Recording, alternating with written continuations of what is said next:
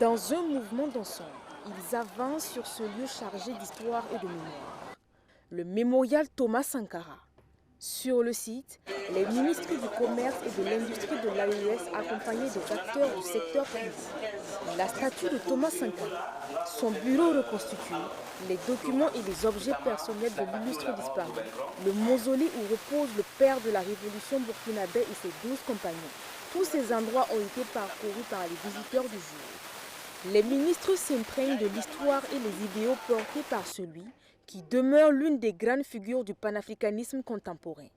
Aujourd'hui, voir cet héritage assumé par les autorités burkinabées est vraiment dans toute son essence.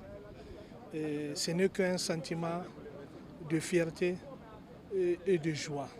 Et visiter ces sites, et comme Sankara y a allé dire une semaine avant son assassinat, le sol et le sang de nos héros fertilise le sol de la révolution.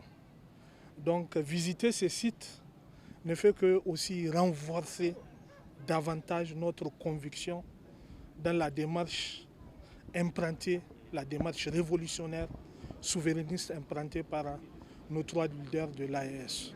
Bien plus qu'une simple visite de découverte, ce passage au mémorial Thomas Sankara aura permis au ministre de l'Industrie, du Commerce et du secteur privé de l'AES de mieux appréhender l'héritage politique et idéologique du père de la révolution burkinabé. Un héritage dont les valeurs de souveraineté, de dignité et d'unité continuent de trouver un écho particulier dans l'espace sahélien.